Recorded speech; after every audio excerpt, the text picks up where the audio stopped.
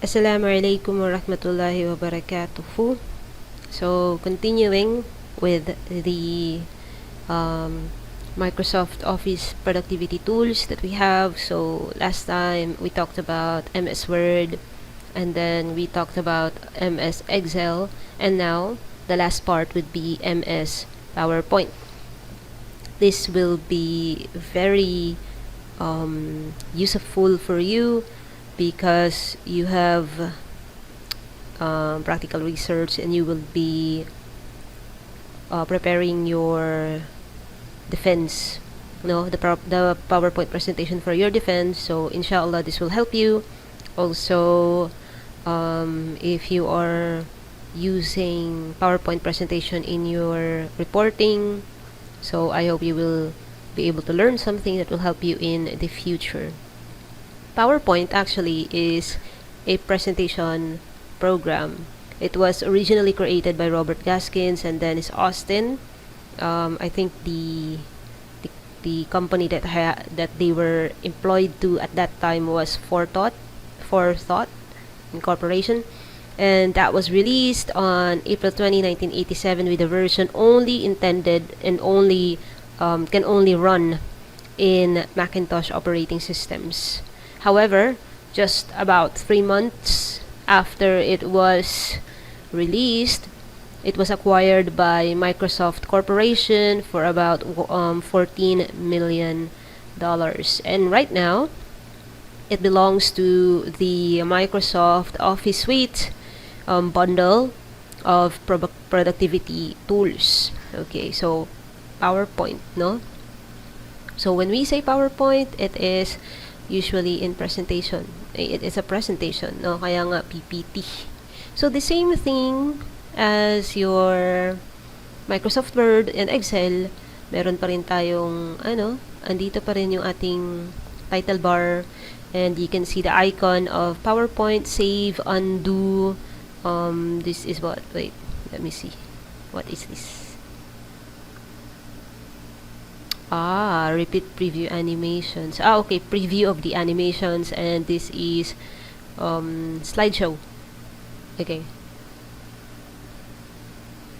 Some options that we have: the help tool, another option for the ribbon display, minimize, restore or maximize, and then close.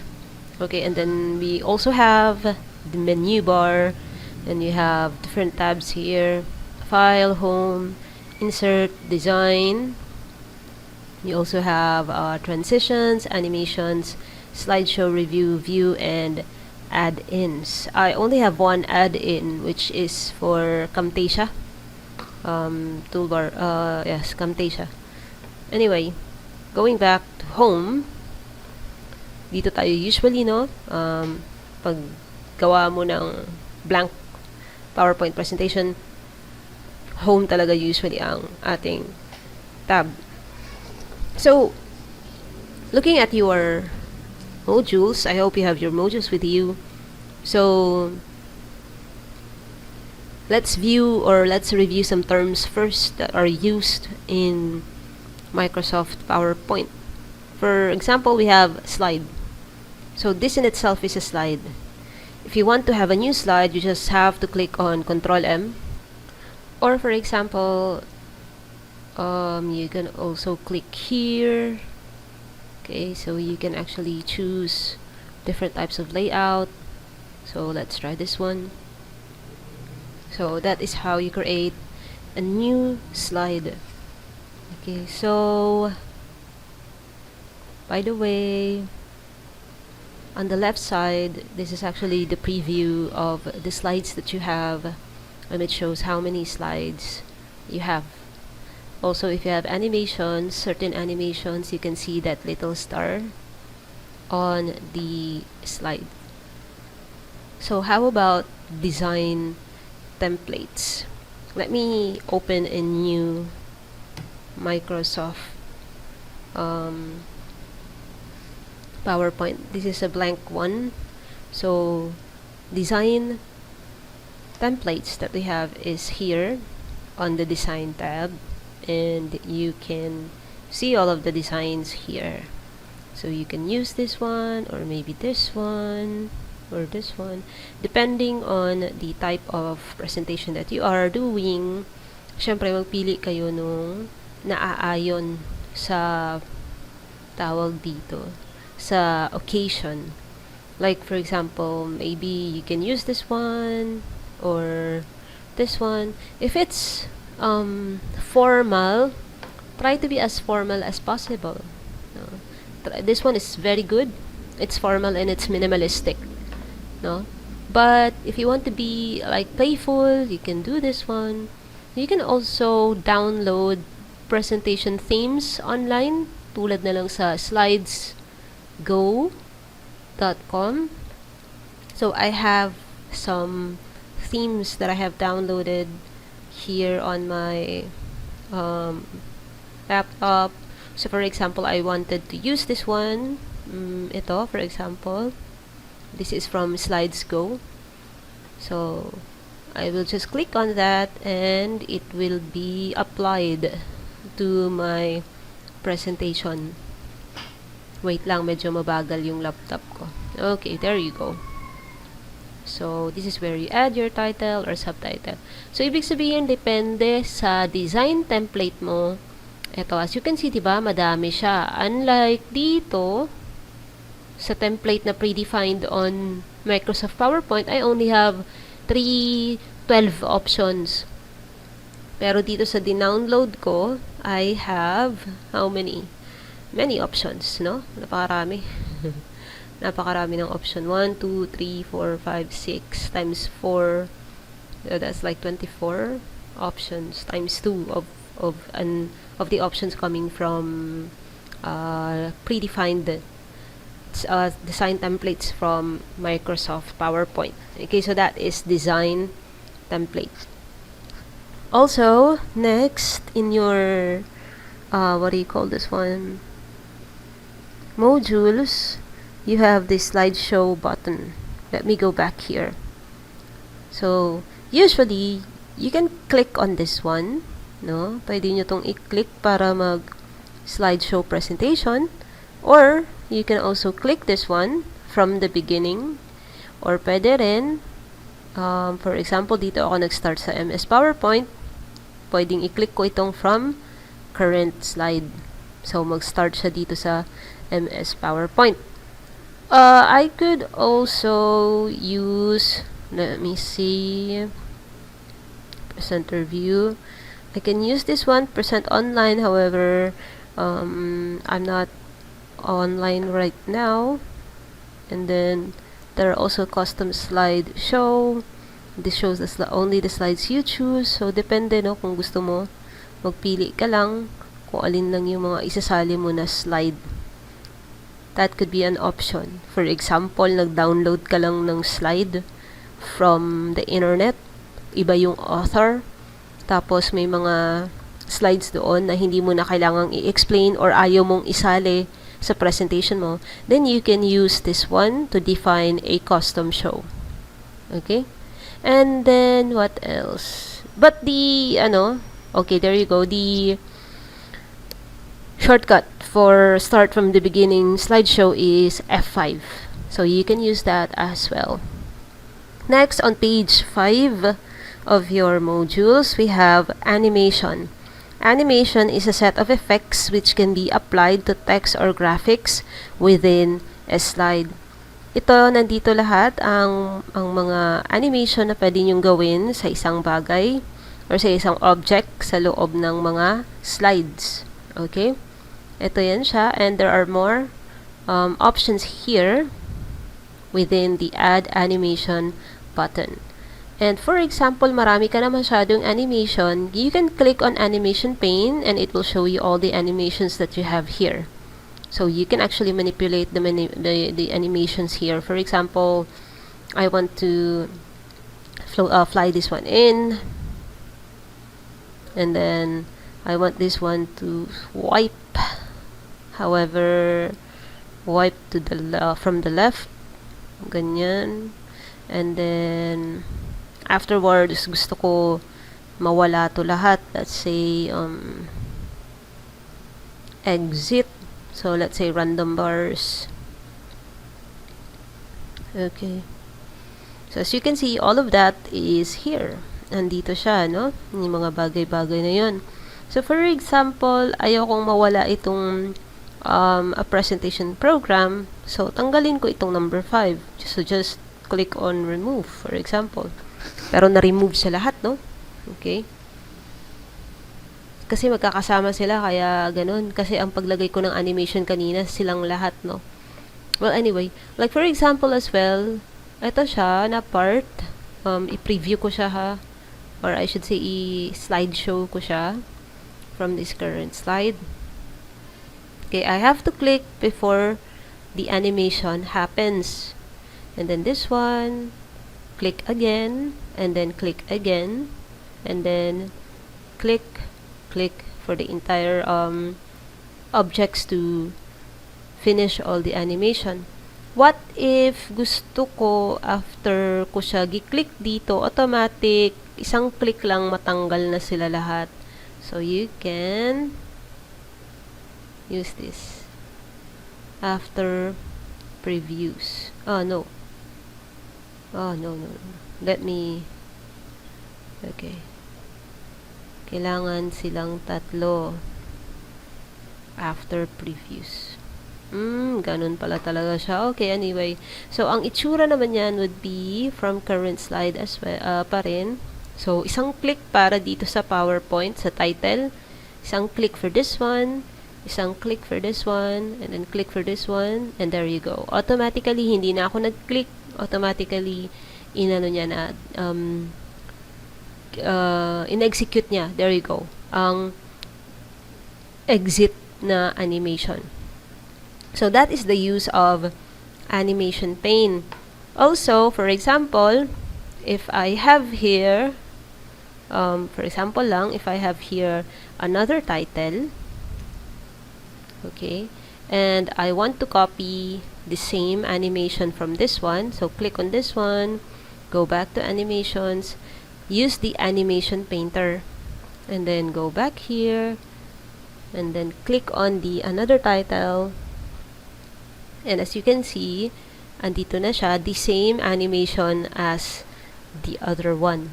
Yun ang use ng animation painter.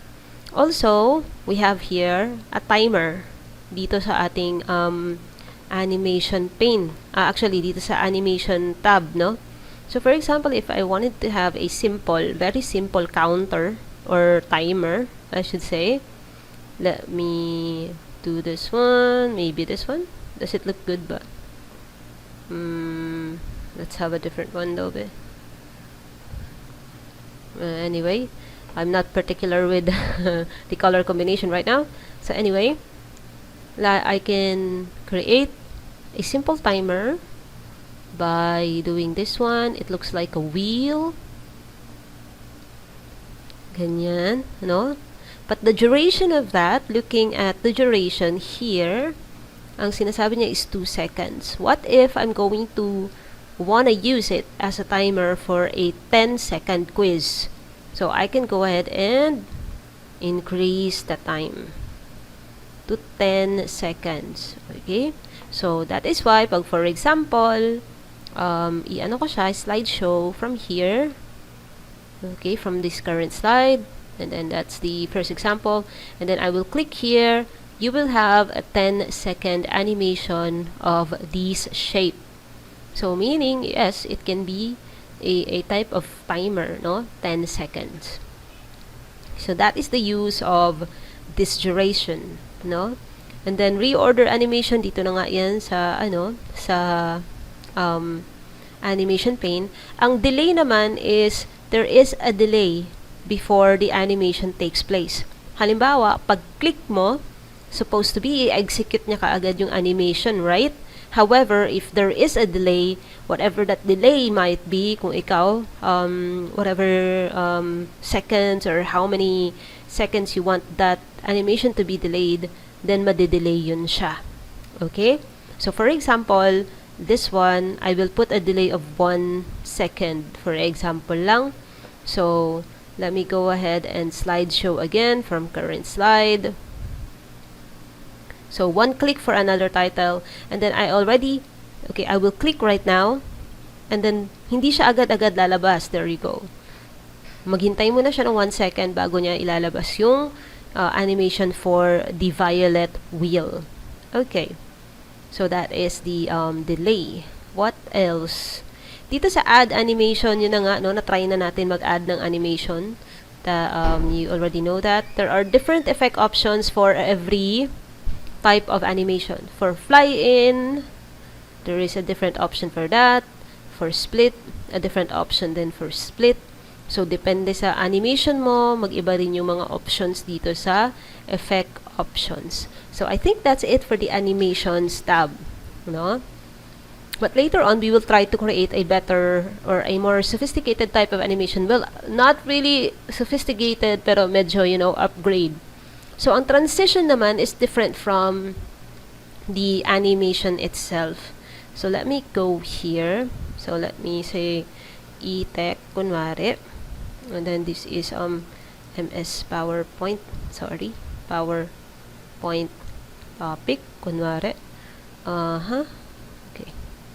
Then, let's just say I have a new slide. Ano bang maganda? So, something here. Then, maybe we can have animations, daw kunuhay. Then, we have transitions. Okay. And then, we have another slide. Let's say, I don't know. This one, siguro. Then, another slide.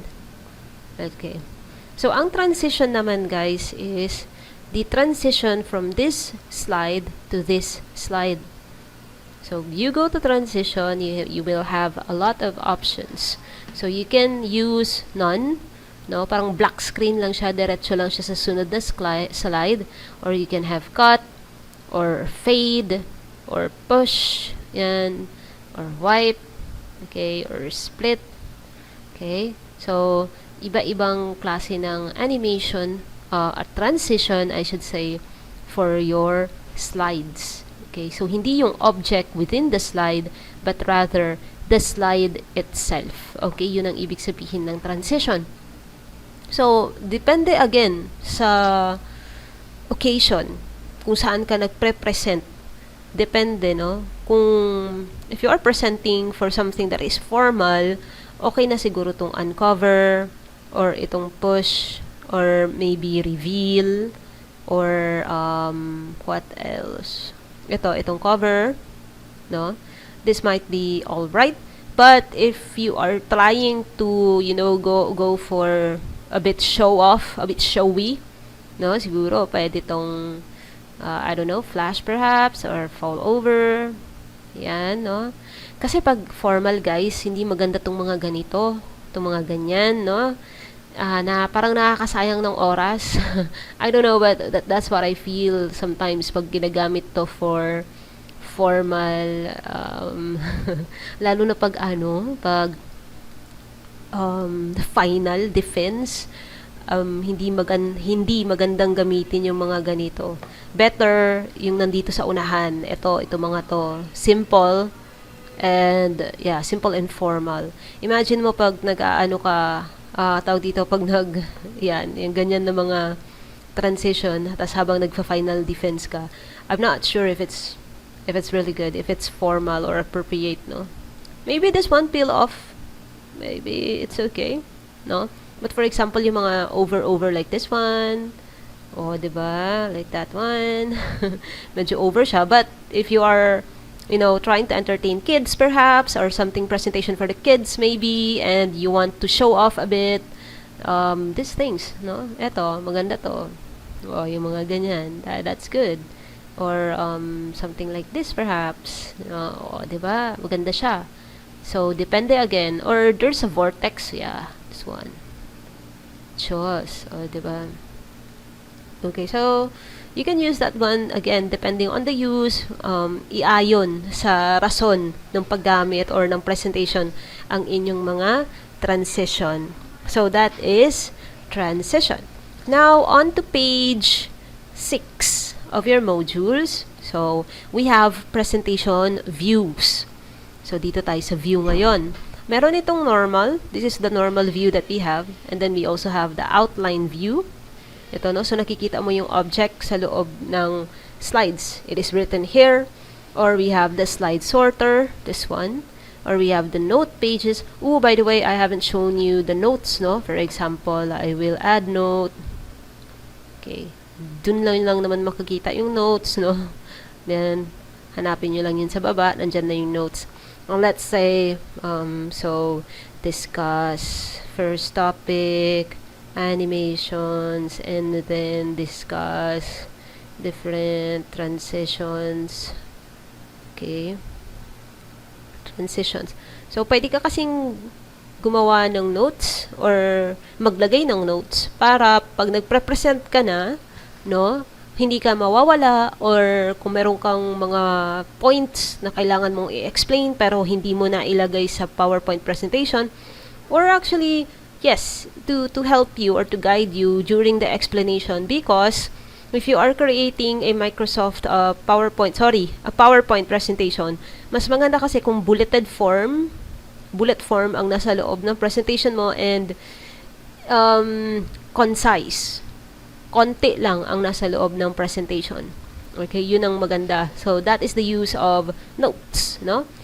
And then, nasa na ako? So, note page. So, you will see that here. Reading view.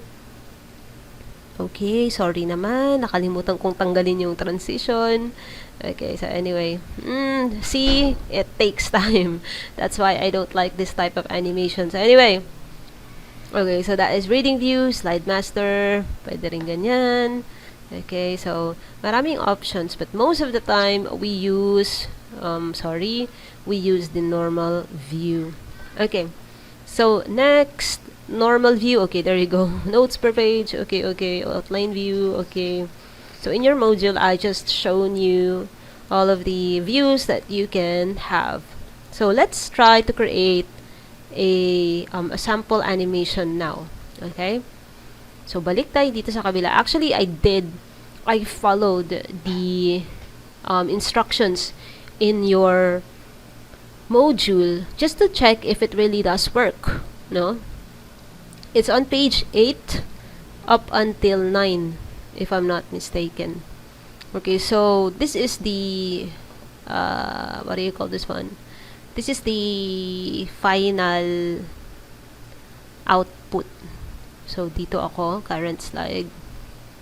I will present this one. So, this is the current final output, no? Although, napaka-peke ng ng animation ko, no? Okay. Well, anyway. So, let's try to recreate this one to the other slide. Dito sa slide na to. So, let's try here. Let me delete this one. And then this one, maghanap ako ng blanco para yan. Okay, para makita natin. I will just reduce the notes. And then, according to your module, ang una daw gawin is, I hope you have your modules with you, ha? It's on page 8. Okay, so, first one.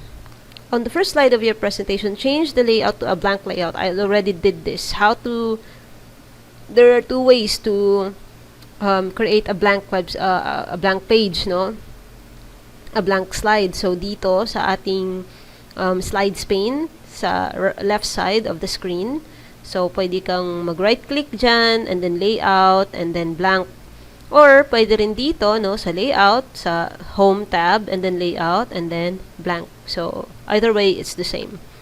And then, draw two objects in the form of a man using PowerPoint's shapes. Okay.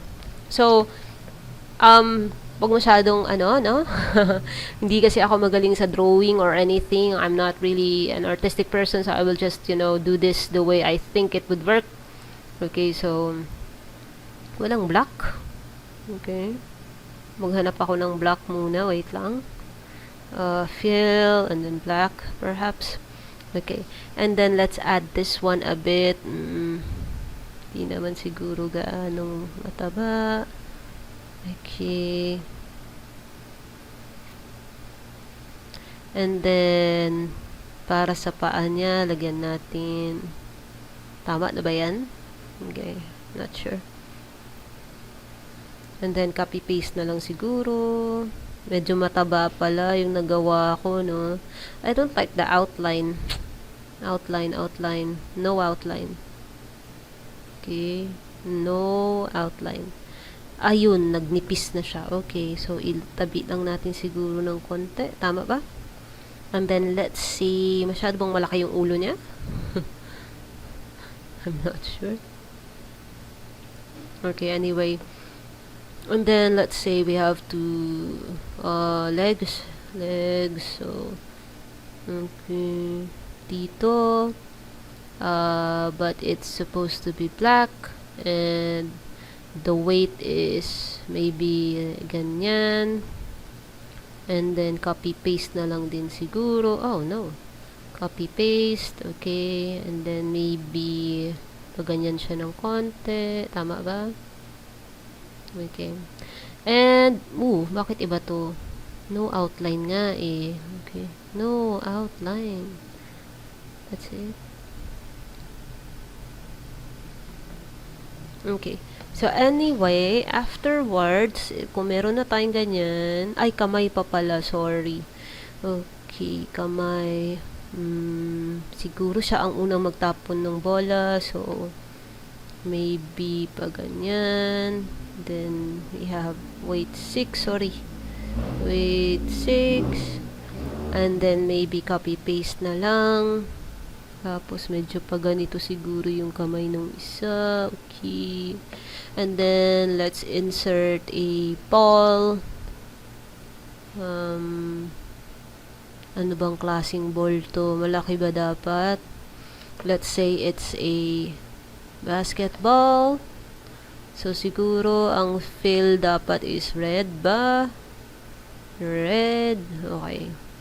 And then, let's create the floor. Then, tapos, gawin nating maybe green. Pero, ibang klaseng green. Parang damo. Okay. This one, siguro. And then, pwede na nating i-copy-paste lang itong mga ito. Ayusin lang natin in a while. So, copy-paste. Okay. So, andito siya, no? But we can just, the hands here. Okay, masyado bang naghaba? Okay, masyado bang mahaba? Okay.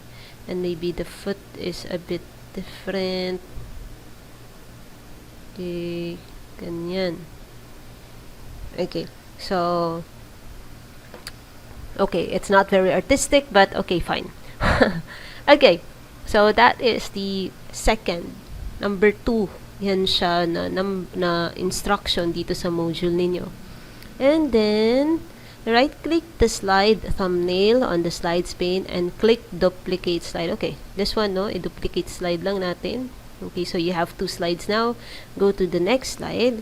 And then move the right hand of the first one a little backward as shown below. Okay, so parang iitsa niya na kunwari yung bola. Okay, so ibaba natin to konti. And then ibaba din natin to konti. And then right-click the first slide, thumbnail on the slides pane, and click copy. Paste the slide after the second slide on the slides pane. On the third slide, click the ball. Click the animations tab and click animation and then select more motion. Okay. Okay, so anyway, ito ulit yung i-duplicate natin, no? And then this time, kailangan meron na siyang animation. So, saan tayo mag-animation dito? And then, add animation. Sabi niya, more motion path. And then, what was that? Click arc up. So, arc up. And then the motion path will look similar to the one below. Adjust the motion path such that the arrow is extended up to the hands of the second man. Okay. So, okay. And then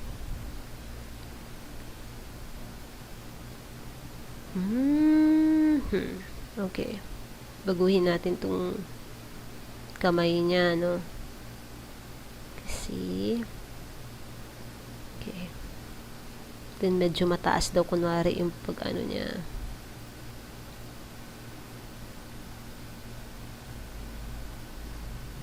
Okay, yung pagkakatapon niya. Okay. And then, is that it? Okay.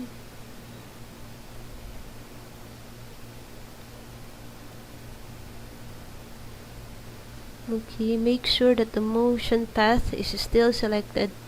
Click animation pane. Okay. And then, on the advanced animation group,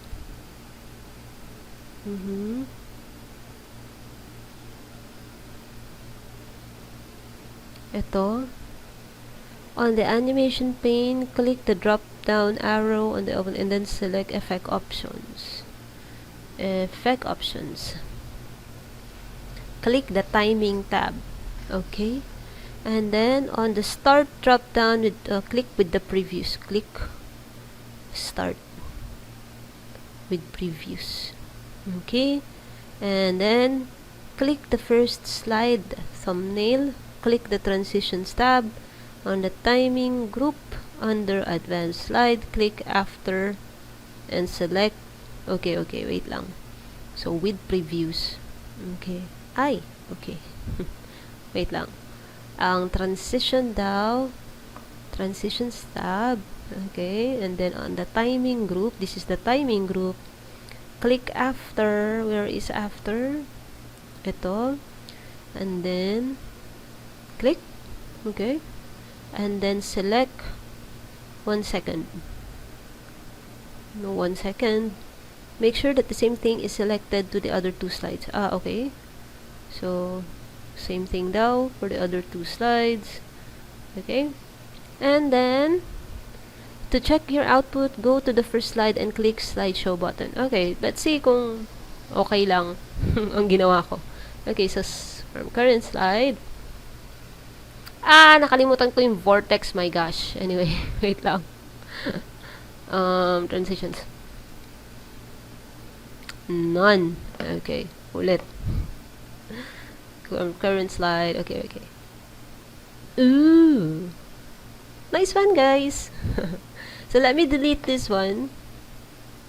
And maybe we can add another, try lang.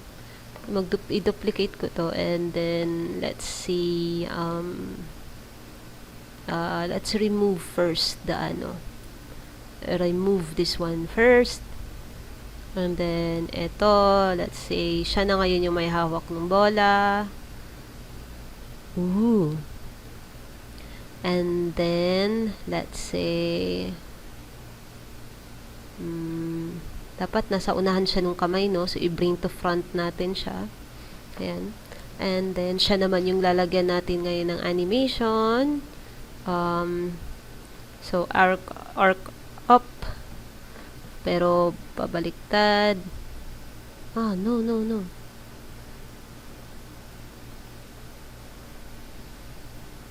Oh, no. Wait lang, ha?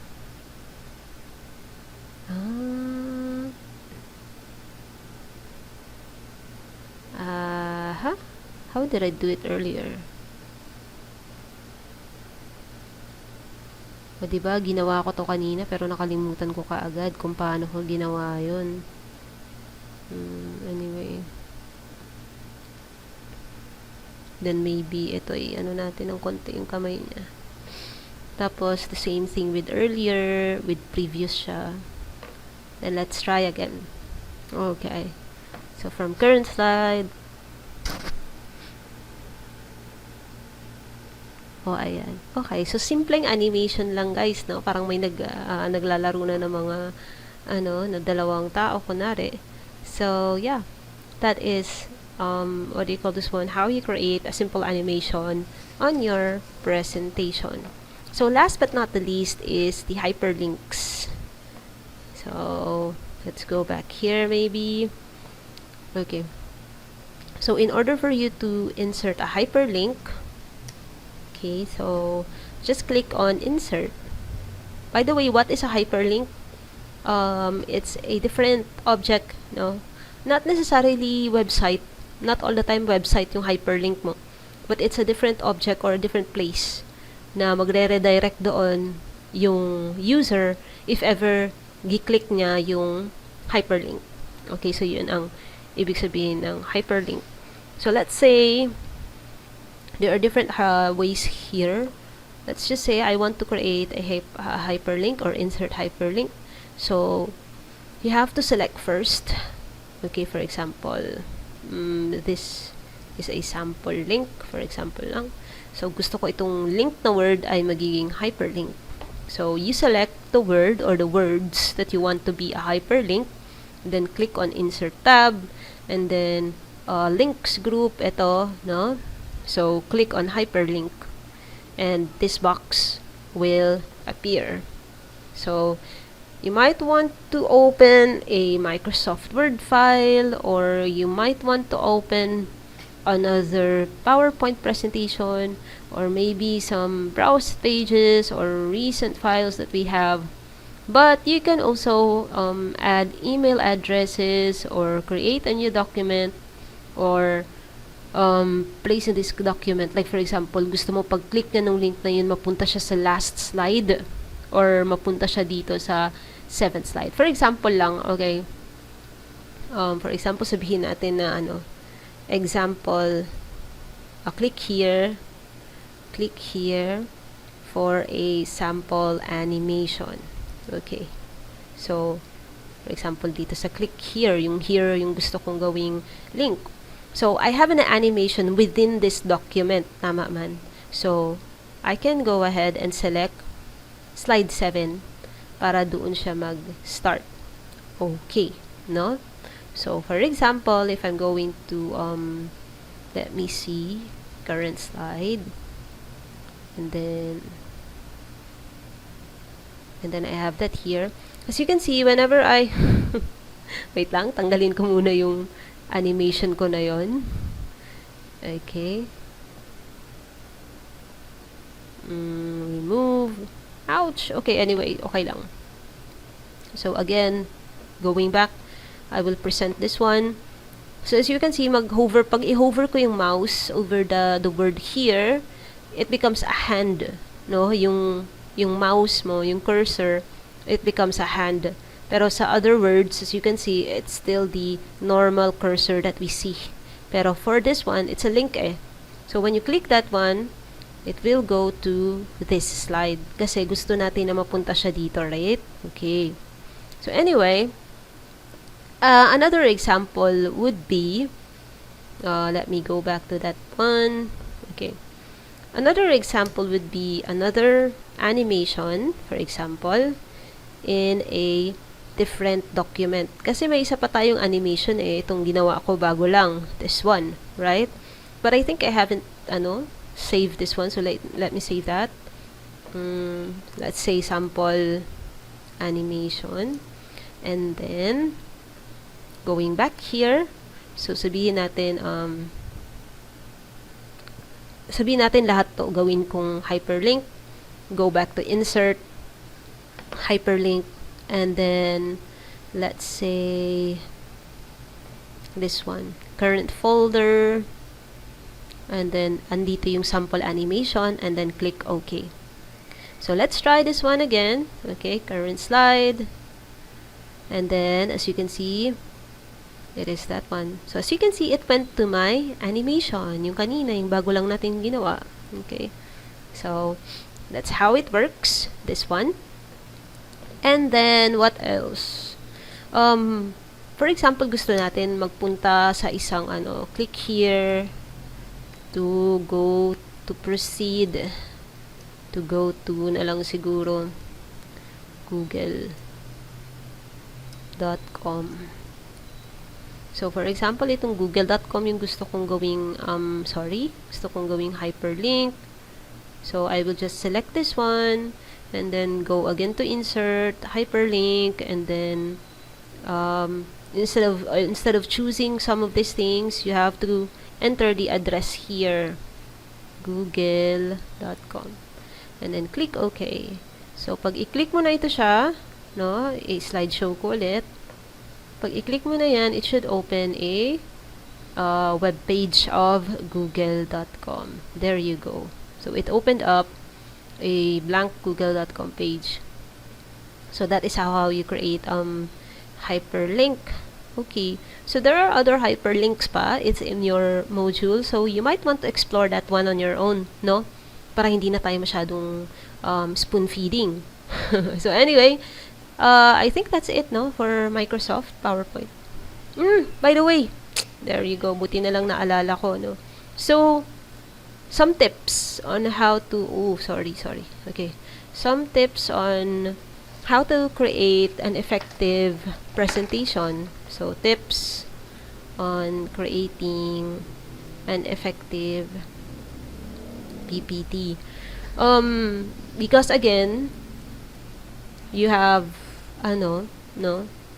you will be creating your PPTs for your outline defense. I think, supposed to be, I'm thinking, ang outline defense nyo is probably in the next 2 weeks na, no? Because looking at our timeline, feeling ko talaga next 2 weeks na ang inyong outline defense. So, these are some tips that I can share to you in order for you to create a good PowerPoint presentation. So, minimize. So, yung, for example, di ba sa inyong practical research, you will probably, what do you call this one? Be presenting your chapter 1, 2, and 3. Tama ba? Introduction, RRL, and methodology. So, minimal number of slides lang. Hindi yung as in per page doon sa write-up ninyo, merong slide na nakatumbas sa inyong PowerPoint presentation. Minimal number of slides lang. Kung ano lang yung importante, yun lang yung isali ninyo. Aside from that, kahit kayo nga, 'di ba? Kahit kayo minsan, parang pagtingin niyo pa lang sa PowerPoint presentation na 30 slides, parang pagod na kayo, 'di ba? So, pero pag nakita ninyo na 5 slides lang, automatic yung utak niyo parang okay, madali lang 'to. Hindi niyo na realize na ang dami pa lang explanation. But you know, it is really good if you have minimum number of slides. Next one is clarity. So, make sure that yung font na ginagamit nyo is easy to read. Okay? Huwag kayong gumamit ng mga fonts na ganito. Let's say, asan ba? Itong mga ganito, no? Like, for example, imagine nyo na lang kung itong title, ang ginamit ko na font is something like that. Parang masakit din sa mata. There you go. Diba? Parang medyo masakit-sakit din siya sa mata. It's not good. Remember, it's in your text, media, and information literacy, diba? Sorry, text, media, and information natin na topic last time sa MIL. There are different types of font faces para sa different occasions. So, this one is absolutely not the time to use this kind of font, no? Or, for example, gusto mong maybe you wanted something bold, wag masyado yung ganyan kalaki, no? Or, this one, this is appropriate. I think this is good. This is a bit good, no? Merong design pero still readable and a bit formal. This is good. What else? Wag yung ganito, hindi na mabasa, no? Or yung mga ganito, although nababasa siya, but it's not for the right reason. Okay, what else? Yung ganito, no? Hindi siya maganda, lalo na kung magde-defense kayo. This is not good. And lalo naman siguro kung ito, no? So, make sure that you use a font that is appropriate, no? And easy to read. Wag yung mga font na all decorations, okay? Very decorative. Simplicity. Yun na nga, no? Use bullets or short sentences. Concise, no? Be concise. So, ang presentation kasi is hindi dapat siya ang mag-explain nung laman ng presentation. But rather, it is only a guide for the readers or your audience. Ikaw pa rin ang mag-explain ng mga bagay-bagay. Ikaw pa rin yung presenter. Ikaw yung magpresent ng ideas, ng facts, ng findings, ng whatever it is that you are presenting.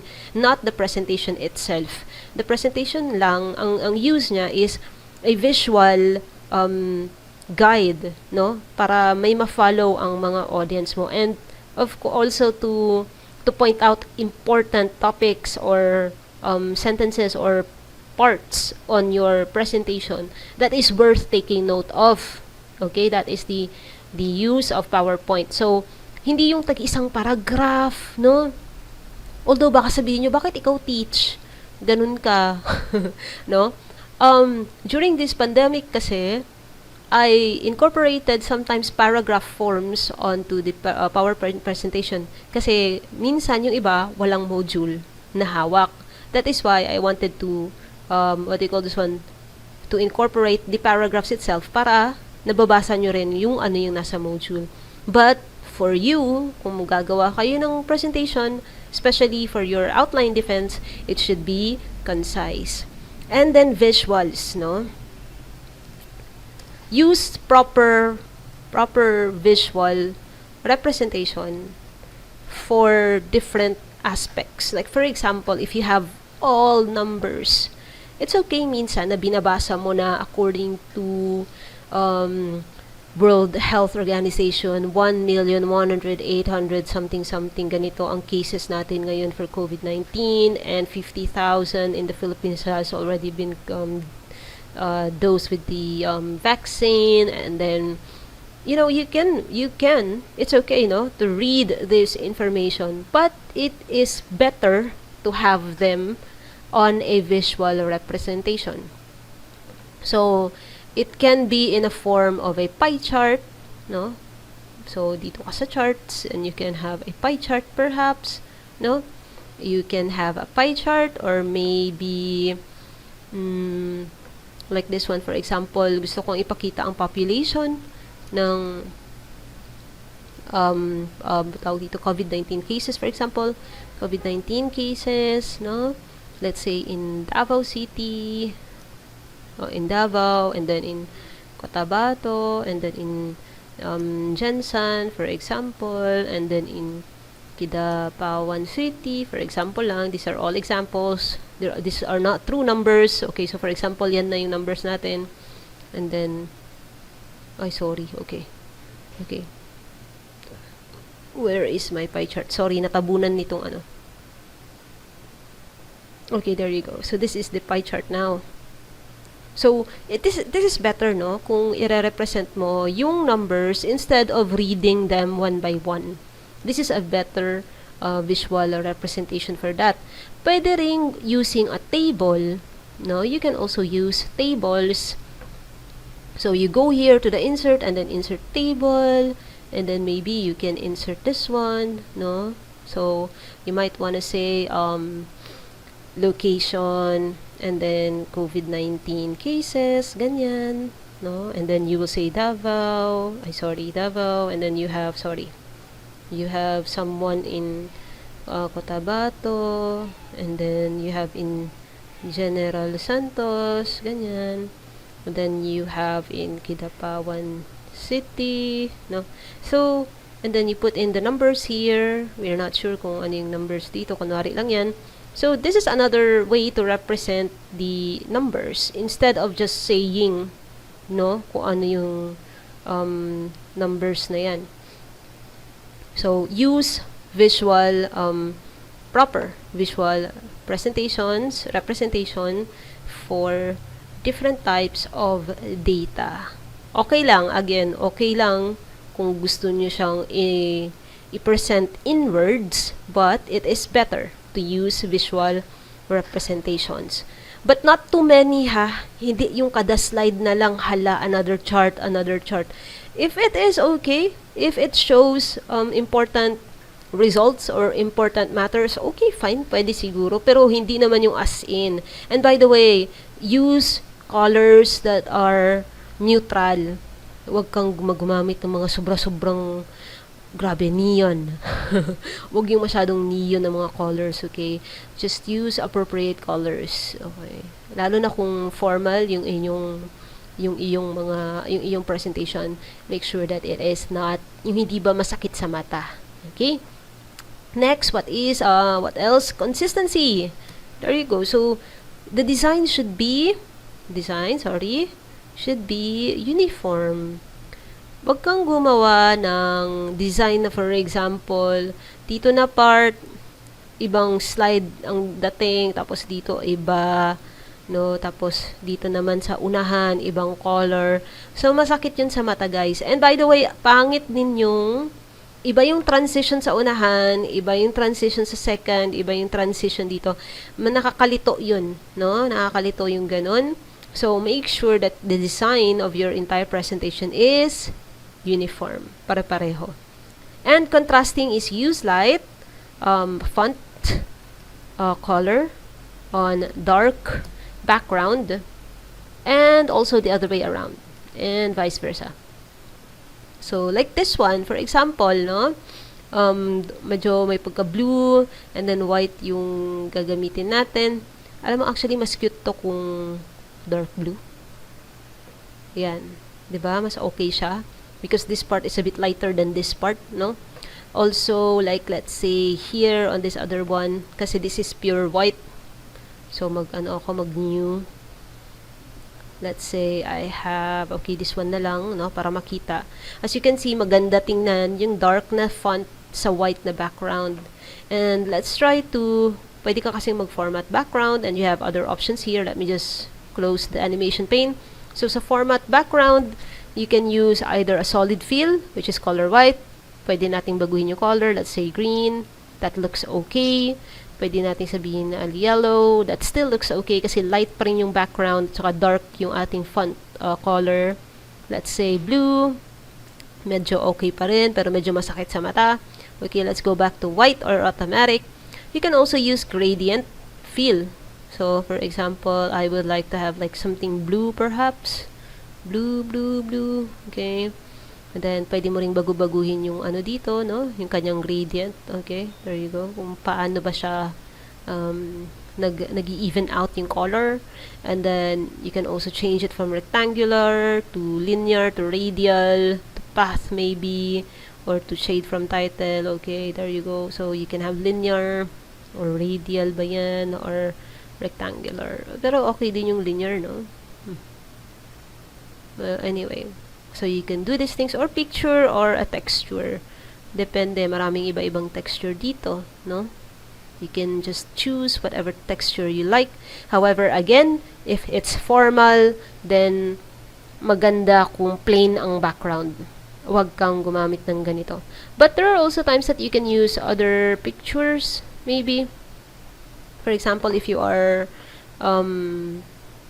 what do you call this one? So, for example, yung title lang ang lalagyan mo ng picture. Like, let's say, you are talking about the Congress of the Philippines, for example, no?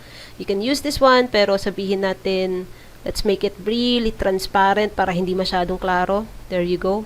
So, 80% yung kanyang transparency, kunwari. As you can see, still visible kung ano man yung isusulat mo dito, no? But, the background is, appropriate kasi nga you are going to talk about the, let's say, the Congress of the Philippines, for example lang, ha? So, this is a very, this is a good or appropriate, still appropriate kahit may background, kahit meron kang background picture, it's still okay because it is related, kumbaga pa.